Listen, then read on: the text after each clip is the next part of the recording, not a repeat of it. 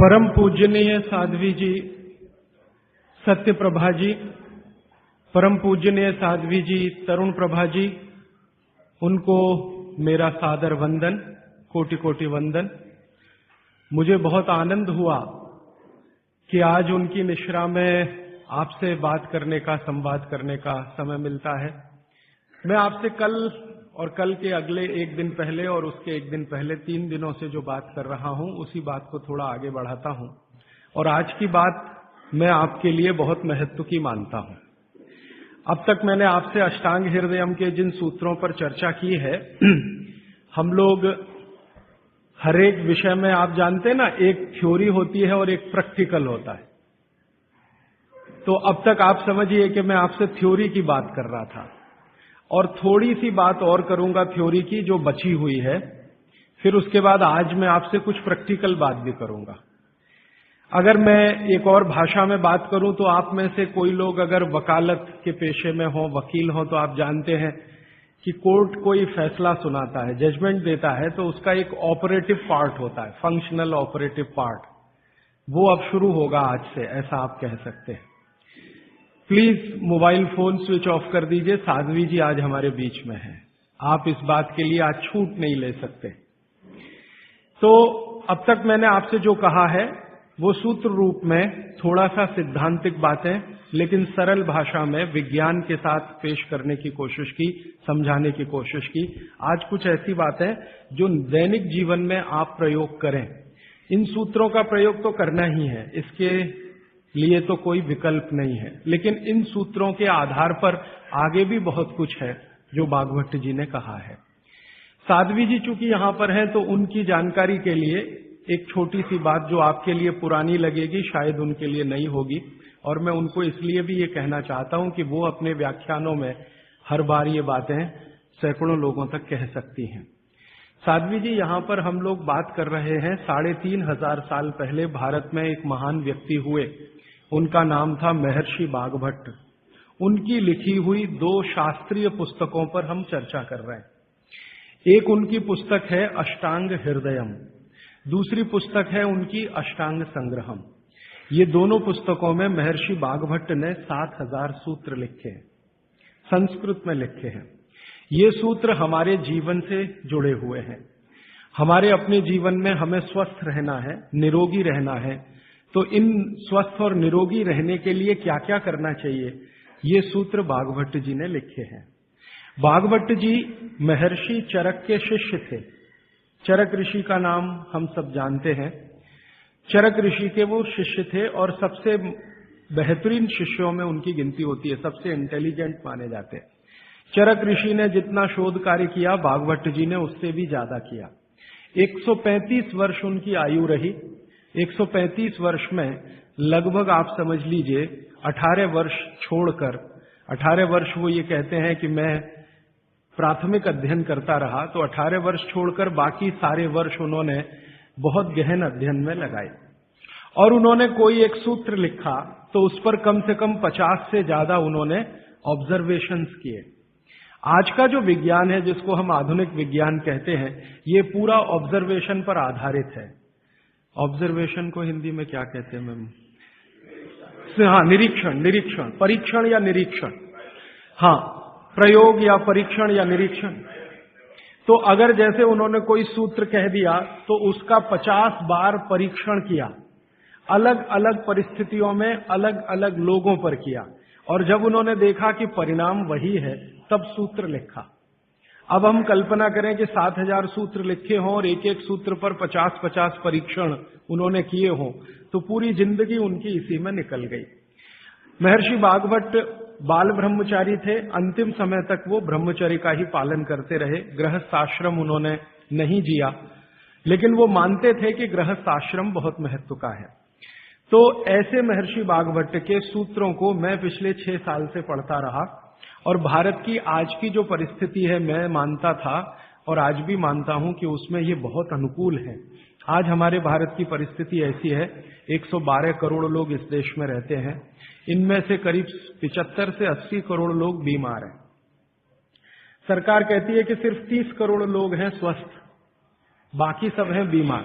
अलग अलग बीमारियां हैं, वात की बीमारियां हैं, पित्त की हैं, कफ की हैं, और इन बीमारियों का इलाज करने के लिए भारत में कुल मिलाकर 23 लाख डॉक्टर हैं रजिस्टर्ड, जो एमबीबीएस, बीएएमएस और बीएचएमएस तीनों पद्धति के हैं। 23 लाख रजिस्टर्ड डॉक्टर हैं। अगर अनरजिस्टर्ड डॉक्टर भी इसमें मिला दें तो सरकार कहती है लगभग अनरजिस्टर्ड डॉक्टर भी इतने ही हैं, 25 लाख के आसपास। तो कुल मिलाकर हम 50 लाख डॉक्टर मान लें, अनरजिस्टर्ड और रजिस्टर्ड, तो भी मरीजों की संख्या 70 से 80 करोड़ है। एक डॉक्टर एक दिन में अच्छे से अच्छे काम करे तो 30 से ज्यादा मरीज नहीं देख पाता।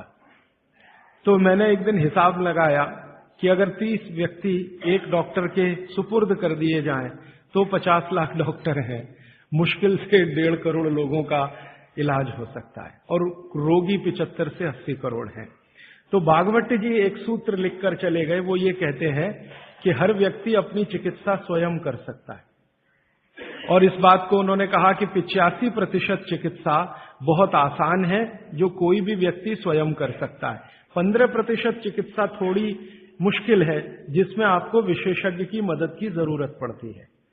तो मैंने सोचा क्यों ना ये 85% चिकित्सा जो आसान है वो लोगों तक पहुंचाई जाए। इस दृष्टि से ये व्याख्यान श्रृंखला आयोजित की है।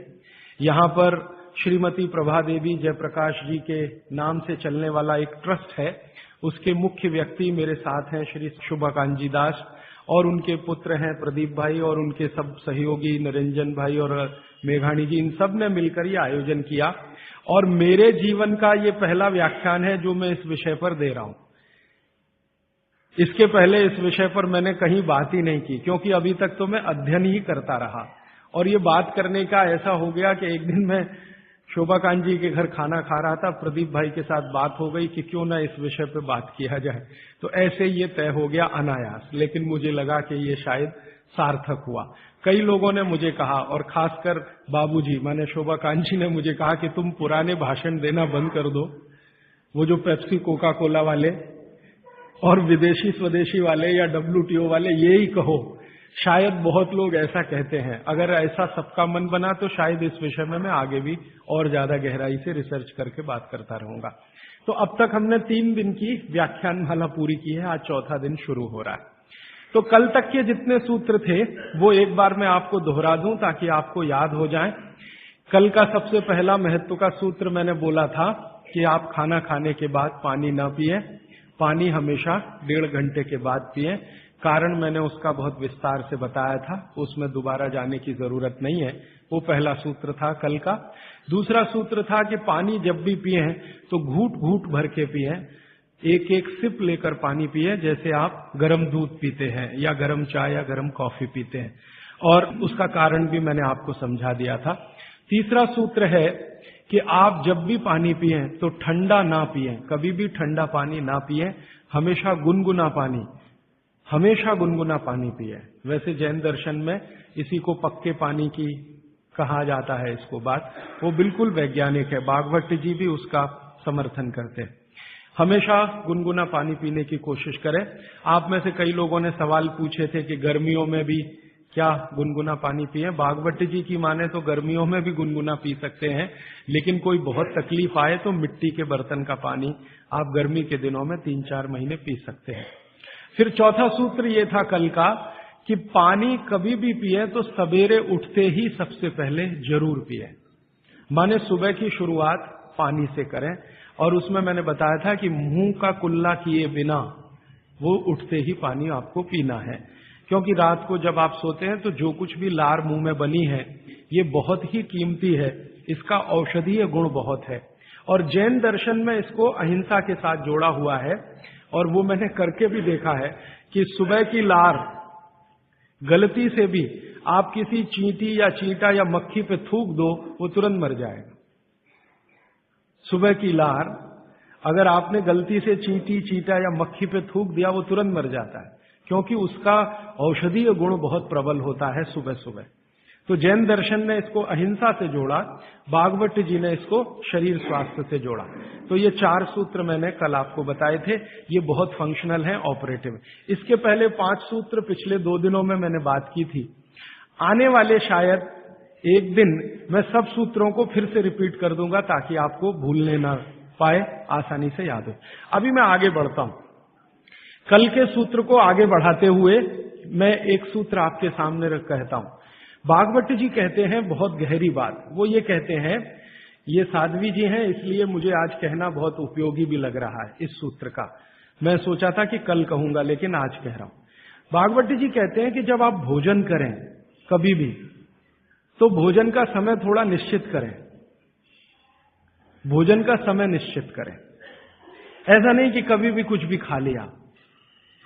हमारा ये जो शरीर है ये कभी भी कुछ भी खा लेने के लिए नहीं है। इस शरीर में जठर है, मैंने आपसे कहा, उसमें अग्नि प्रदीप्त होती है। तो भागवती जी कहते हैं कि जब जठर में अग्नि सबसे ज्यादा तीव्र हो उसी समय भोजन करें तो आपका खाया हुआ एक एक अन्न का हिस्सा पाचन में जाएगा और रस में बदलेगा, और रस में से मांस, मज्जा, रक्त, वीर्य, मल, मूत्र, मेद और आपकी अस्थियां, इनका विकास होगा। तो कभी भी कुछ ना खाएं। ये पद्धति भारत की नहीं है, ये यूरोप की है। यूरोप में डॉक्टर्स हैं, वो हमेशा कहते हैं कि थोड़ा थोड़ा खाते रहो, कभी भी खाते रहो। हमारे यहां ये नहीं है, थोड़ा थोड़ा खाते रहो, कभी भी खाते रहो। आपको दोनों का अंतर समझाना चाहता हूं। भागवत जी कहते हैं कि खाना खाने का समय निर्धारित करें, और समय निर्धारित होगा उससे जब आपके पेट में अग्नि की प्रबलता हो, जठर अग्नि की प्रबलता हो। भागवत जी ने इस पे बहुत रिसर्च किया और वो कहते हैं कि 1.5-2 साल के रिसर्च के बाद उनको पता चला कि जठर अग्नि कौन से समय सबसे ज्यादा तीव्र होती है। जठर अग्नि कौन से समय सबसे ज्यादा तीव्र होती है? तो वो कहते हैं कि जब सूर्य का उदय होता है, सूर्य का जब उदय होता है तो सूर्य के उदय होने से लगभग 2.5 घंटे तक जठर अग्नि सबसे ज्यादा तीव्र होती है। सूर्य के उदय होने से, सूर्य का उदय होना आप चेन्नई के हिसाब से सोच लीजिए, मान लीजिए 7 बजे, तो 7 बजे से लेकर 9:30 बजे तक जठर अग्नि सबसे ज्यादा तीव्र होगी। हो सकता है यही सूत्र अरुणाचल प्रदेश में मैं बात करूं तो वो 4 बजे से 6:30 का समय आ जाएगा, क्योंकि अरुणाचल प्रदेश में सूर्य 4 बजे निकल आता है। अगर मैं सिक्किम में बात करूंगा तो और 15 मिनट पहले हो जाएगा, और यही बात अगर मैं गुजरात में जाकर करूंगा तो आपसे समय थोड़ा भिन्न हो जाए। तो सूर्य के साथ इसको ध्यान रखें। तो सूर्य का उदय जैसे ही हुआ उससे अगले 2.5 घंटे तक जठर अग्नि सबसे ज्यादा तीव्र होती है। तो भागवत जी कहते हैं कि इस समय सबसे ज्यादा भोजन करें, इस समय सबसे ज्यादा भोजन करें। वो तो एक जगह यहां तक कह देते हैं कि आप अगर संभव हो तो 9:30 बजे के अंदर ही लंच करें। 9:30 बजे के अंदर ही लंच करें, माने ब्रेकफास्ट गायब, नाश्ता छोड़ें, सीधे ही भोजन करें। यहां तक वो कहते हैं। वो ये कहते हैं कि सुबह 9:30 बजे तक अगर आपने भरपेट भोजन किया है तो इसमें से जो कुछ भी बनेगा वो एक एक बूंद, एक एक अन्न का टुकड़ा, एक एक दाने का टुकड़ा आपके शरीर के लिए उपयोगी होगा। क्यों? क्योंकि वो कहते हैं कि सुबह 7 बजे से, आपके हिसाब से मैं कह रहा हूं, 7 बजे से 9:30 जठर अग्नि बहुत तीव्र होती है। भागवत जी ने एक और रिसर्च किया था कि शरीर के जो अलग अलग अंग हैं, जैसे हृदय है, हृदय, और जैसे जठर है, जठर, जैसे किडनी है, जैसे लीवर है, इनके काम करने का अलग अलग समय है। जठर अग्नि के काम करने का सबसे अच्छा समय है 7 से 9:30, सूर्योदय से 2.5 घंटे तक। फिर इसी तरह से हृदय, हृदय के काम करने का समय है सबसे ज्यादा ब्रह्म मुहूर्त से 2.5 घंटे पहले। ब्रह्म मुहूर्त आप समझते हैं 4, 4:30, तो 2, सवा 2 बजे, 1:30 बजे से लेकर 4 बजे के बीच में हार्ट सबसे ज्यादा सक्रिय होता है, और सबसे ज्यादा हार्ट अटैक उसी समय में आते हैं। किसी भी डॉक्टर से पूछ के देख लीजिए, क्योंकि हृदय जब सबसे ज्यादा सक्रिय होगा तो हृदय घात भी उसी समय होगा। इसलिए 99% हार्ट अटैक अर्ली मॉर्निंग्स में ही होते हैं, क्योंकि हृदय के काम करने का उस समय सक्रियता सबसे ज्यादा है। इसी तरह हमारा लीवर है, इसी तरह किडनी है। इसकी पूरी एक सूची मैंने बनाई है, बाहर पुस्तकों में है, इसलिए विस्तार में मैं नहीं जाता। संकेत के लिए आपसे कह रहा हूं कि हर शरीर के अंग का काम करने का एक निश्चित समय है, प्रकृति ने तय किया है, उसको भगवान ने तय किया है। तो आपका जठर अग्नि है, ये सबसे अच्छा 7 से 9:30, तो आप भरपेट खाना खाइए, ठीक है। फिर आप बोलेंगे जी दोपहर को भूख लगी तो थोड़ा और खा लीजिए, लेकिन भागवती जी कहते हैं कि सुबह का खाना सबसे ज्यादा, अगर आज की भाषा में मैं कहूं तो आपका जो ब्रेकफास्ट है ना, वो हैवियर से हैवियर होना चाहिए, भारी से भारी ब्रेकफास्ट। जितना खाते हैं ज्यादा भी खा लीजिए, कोई फर्क नहीं पड़ता।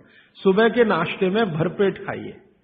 फिर वो कहते हैं दोपहर का भोजन अगर आप कर रहे हैं तो इसको थोड़ा कम करिए, नाश्ते से दोपहर का भोजन नाश्ते से कुछ कम करिए, 1/3 कम कर दीजिए, और रात का भोजन दोपहर के भोजन का 1/3 कर दीजिए। अब सीधे से मैं कहता हूं, अगर आप सवेरे 6 रोटी खाते हैं तो दोपहर को 4 ले लीजिए और शाम को 2 ले लीजिए। अगर आपको आलू का पराठा खाना है या गोभी का पराठा खाना है, आपकी जीभ स्वाद के लिए मचल रही है, तो भागवत जी कहते हैं कि सब कुछ सवेरे खाओ। आलू का पराठा भी खाओ, गोभी का पराठा भी खाओ, मूली का पराठा खाओ, जो आपको खाना है। हालांकि जैन है तो आलू का पराठा तो निषिद्ध है, मूली का भी निषिद्ध है आपके लिए। फिर अगर जो जैन नहीं है उनके लिए आपको जो ज्यादा अच्छा लगता है खाने में, मैं आपको एक वाक्य में कहता हूं, जो चीज सबसे ज्यादा पसंद है वो सुबह खाओ। रसगुल्ला पसंद है तो सुबह खाओ, रबड़ी खानी है तो पसंद है तो सुबह खाओ, जलेबी खानी है तो सुबह खाओ, इमरती खानी है तो सुबह खाओ। जो भोजन आपको सबसे ज्यादा पसंद है वो सुबह खाओ, पेट भर के खाओ। वो ये कहते हैं कि इसमें छोड़ने की जरूरत नहीं है, पेट भर के खाओ तो पेट की संतुष्टि हुई, मन की भी संतुष्टि होती है। और भागवती जी कहते हैं कि भोजन में मन की संतुष्टि पेट की संतुष्टि से ज्यादा बड़ी है। मन हमारा जो है ना, ये खास तरह की वस्तुओं से या हार्मोन से या एंजाइम से संचालित है। मन को आज की भाषा में डॉक्टर्स लोग जो गिनते हैं ना, हालांकि वो है नहीं, लेकिन उन्होंने जो कहा है वो पीनियल ग्लैंड के बारे में है। ये जो पीनियल ग्लैंड है ना, इसमें से बहुत सारा रस निकलता है, जिनको हम हार्मोन्स कह सकते हैं, कुछ एंजाइम्स हैं। ये संतुष्टि के लिए सबसे आवश्यक ग्लैंड है पीनियल ग्लैंड। तो भोजन अगर आपको तृप्त करता है, भोजन में एक तो पेट भरना है और एक तृप्त होना, तृप्त करेगा तो पीनियल ग्लैंड आपकी सबसे ज्यादा सक्रिय है। तो जो भी रस और एंजाइम चाहिए शरीर को, नियमित रूप से समान अंतर पे निकलते रहते हैं। और जो भोजन से तृप्ति नहीं है तो गड़बड़ होती है पीनियल ग्लैंड, और पीनियल ग्लैंड की गड़बड़ी पूरे शरीर में पसर जाती है और आपको तरह तरह के रोगों का शिकार बना दे। अगर आप तृप्त भोजन नहीं कर पा रहे हैं तो निश्चित रूप से 10-12 साल के बाद आपको मानसिक क्लेश होगा और रोग होंगे। मानसिक रोग बहुत खराब है, आप सिजोफ्रेनिया के शिकार हो सकते हैं, डिप्रेशन के शिकार हो सकते हैं, आपको कई ऐसी गंभीर बीमारियां हो सकती हैं। भागवती जी कहते हैं कि आप भोजन करते हुए अगर संतुष्ट नहीं है तो 27 तरह की बीमारियों से ग्रसित हो सकते हैं। उनकी पूरी सूची है, वो पुस्तक में है। कभी भी भोजन करें तो पेट तो भरे ही, मन भी तृप्त हो, और मन के तृप्त और पेट के भरने का सबसे अच्छा समय सवेरे का ही है। अब मैंने ये भागवती जी के सूत्र को चारों तरफ देखना शुरू किया तो मुझे पता चला कि मनुष्य को छोड़कर जीव जगत का हर प्राणी इस सूत्र का पालन कर रहा है, मनुष्य को छोड़कर, क्योंकि मनुष्य को मैं मूर्ख मानता हूं। हालांकि मनुष्य अपने को होशियार समझता है, लेकिन मनुष्य से ज्यादा होशियार ये जीव जगत के प्राणी हैं। आप चिड़िया को देखो, चिड़िया, कितने भी तरह की चिड़िया, सवेरे सूरज उगते ही उसका खाना शुरू हो जाता है और भरपेट खाती है। 6 बजे के आसपास आप राजस्थान में निकल जाओ, गुजरात में निकल जाओ, सब चिड़िया अपने अपने काम पे लगी हुई है, खाना खाने में खूब जम के खाती है, और पेट भर गया उसके 4 घंटे के बाद ही पानी पीती है, दोपहर को ही पानी पीती। गाय को देखो, सुबह उठते ही सूरज जैसे ही निकलेगा गाय का खाना शुरू हो जाएगा, भैंस का खाना शुरू हो जाएगा, बकरी, बकरे, भेड़, गधा, घोड़ा सब सुबह उठते ही खाना खाना शुरू करेंगे और पेट भर के खाएंगे, छक के खाएंगे, फिर दोपहर को आराम करेंगे। तो ये सारे जानवर, सारे जीव जंतु, आप सांप को देखो, बिच्छू को देखो, कीड़ी को देखो, चींटी को देखो, चींटे को देखो, सब जानवर, सब जीव जंतु जो हमारी आंखों से दिखते हैं, जो नहीं भी दिखते हैं, ये सबका भोजन करने का समय सवेरे सूर्योदय का ही है। सूर्योदय के साथ ही ये सब भोजन करते हैं, इसलिए ये हमसे ज्यादा स्वस्थ रहते हैं। मैंने आपको कई बार ये कहा है, आप उसको हंस देते हैं, किसी भी चिड़िया को डायबिटीज नहीं होता, किसी भी बंदर को हार्ट अटैक नहीं आता। बंदर तो आपके नजदीक है ना शरीर रचना में, बस बंदर और आप में एक ही अंतर है कि उसको पूंछ है, आपको नहीं है, बाकी सब कुछ एक ही है। आपका हृदय बंदर का हृदय, आपका लीवर बंदर का लीवर, आपकी किडनी बंदर की किडनी, सब कुछ समान है। मां का गर्भाशय, बंदरिया का गर्भाशय, सब समान है, एक ही अंतर है, उसको पूछे, आपको नहीं है। तो ये बंदर को कभी भी डायबिटीज नहीं, हार्टराइटिस नहीं, कोई कुछ नहीं, कोई कुछ नहीं। मेरे एक बहुत अच्छे मित्र हैं डॉक्टर रविंद्रनाथ शानबाग, वो रहते हैं कर्नाटक में।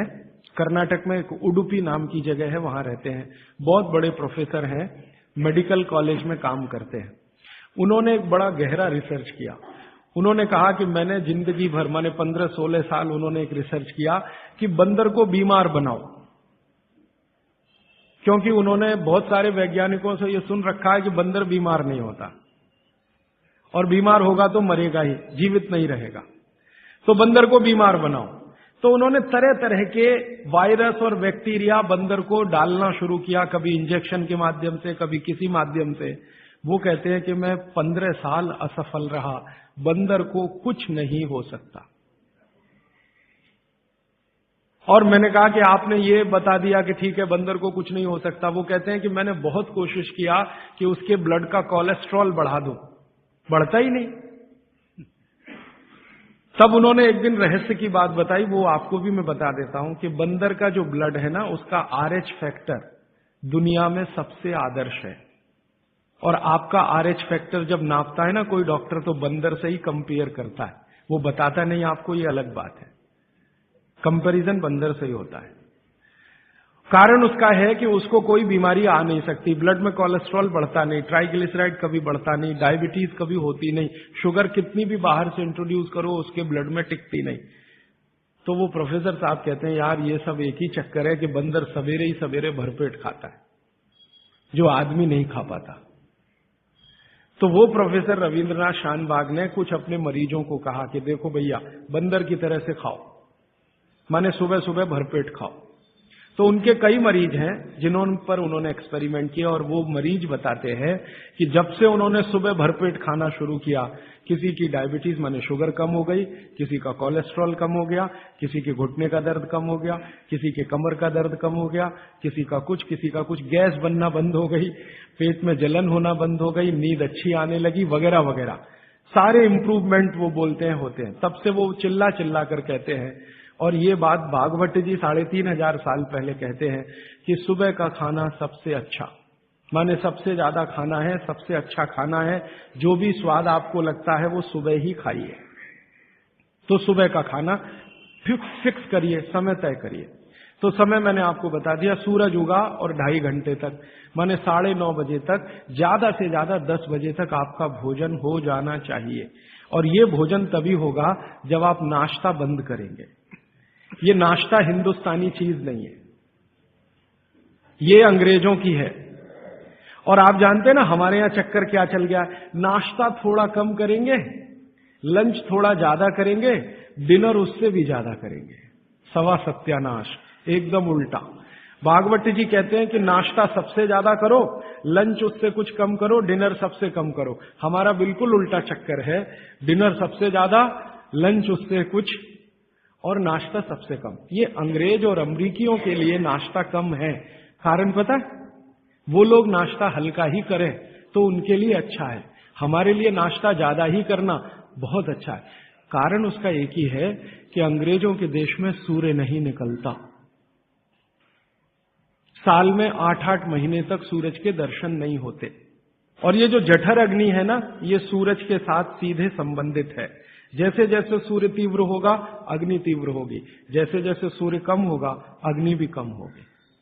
तो यूरोप और अमेरिका में सूरज निकलता नहीं, साल में 8-8 महीने बर्फ पड़ती है, -40 डिग्री सेंटीग्रेड तापमान होता है, तो वहां जब सूरज है नहीं तो जठर में अग्नि हो नहीं सकती, तो वो नाश्ता हैवी नहीं कर सकते, करेंगे तो उनको तकलीफ हो जाएगी। इसलिए मैंने सबसे पहले दिन जो सूत्र बोला था, अपनी आबो हवा, अपना पर्यावरण, अपना वातावरण, अपनी तासीर, इसको ध्यान में रखकर ही चलें।